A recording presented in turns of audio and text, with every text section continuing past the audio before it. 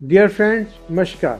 ओ अल्लाह वाहिगुरु हरिओम राधा स्वामी आप जी दियाँ सारियां जरूरी जरूरतां पूरियां करे और अपने चरणों का भी प्यार बख्शे। आज का हमारा टॉपिक है कि हम अगर नेता बनना चाहते हैं, किसी डिपार्टमेंट का हेड बनना चाहते हैं, किसी ऑर्गेनाइजेशन को लीड करना चाहते हैं, तो हमारे में कौन सी क्वालिटीज का होना जरूरी है, इसके बारे में हम डिस्कस करेंगे। पहली बात तो ये है कि अगर हम किसी इंस्टीट्यूशन के हेड हैं तो हमें किसी की भी निंदा नहीं करनी चाहिए। अगर निंदा करनी जरूरी ही हो तो सबसे पहले उसके अच्छे गुणों की व्याख्यान किया जाए ताकि उसे निंदा महसूस ना हो।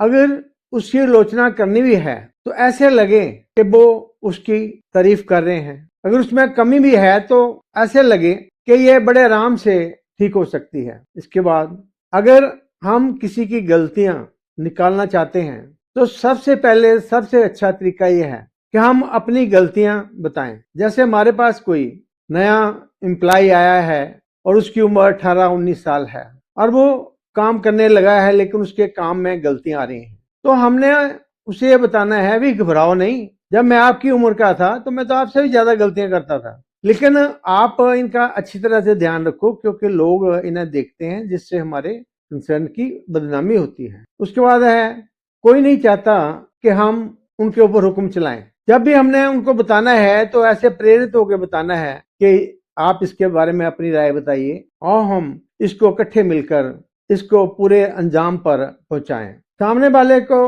अपना पक्ष देने की पूरी आजादी होनी चाहिए। वो आमतौर क्या करते हैं कि सामने वाला अगर कोई अपना पक्ष दिखा रहा है तो हम उसको सुनने की बजाय अपनी बातें उन पर लादने की कोशिश करते हैं। ये बात अच्छी नहीं है। और सफलता प्राप्त करने वाले को प्रेरित करना चाहिए। अगर थोड़ी सी भी कोई तरक्की करता है तो उसको हमने प्रेरित करना है। जो लोग अच्छा काम नहीं कर रहे हैं उसको अच्छा नाम दो। जैसे एक मैकेनिक ठीक तरह से काम नहीं कर रहा था तो काफी समय से वो काम कर रहा था, उसको छोड़ना भी नहीं चाहते थे, तो उन्होंने उसको हेड मैकेनिक का ओहदा दे दिया और जिम्मेवारियां भी उसको दे दी।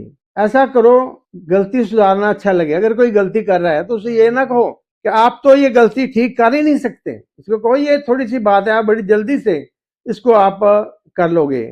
और ऐसा तरीका ढूंढो जैसे सब आपका काम करना चाहें। सबसे पहले उनकी प्रशंसा करो, उनको प्रेरित करो और प्रेरित करने के साथ उन्हें कहें कि ये तो आप बड़े आराम से कर सकते हैं, आपने पहले भी ये काम बड़ी अच्छी तरह से किया है। और इसके अलावा जिसको भी, जो भी आपका एम्प्लॉइज है, उसको सच्चे दिल से उससे प्यार करो और उसके साथ उसकी जो मुश्किलें हैं उसका भी ख्याल रखें। और जब हम उसका ख्याल रखेंगे तो वो भी हमारा तहे दिल से इसी तरह से ध्यान रखेगा। ये अगर हम क्वालिटीज अपने में पैदा कर लेते हैं तो हम एक अच्छा नेता, एक अच्छा ऑर्गेनाइजर बन सकते हैं। धन्यवाद।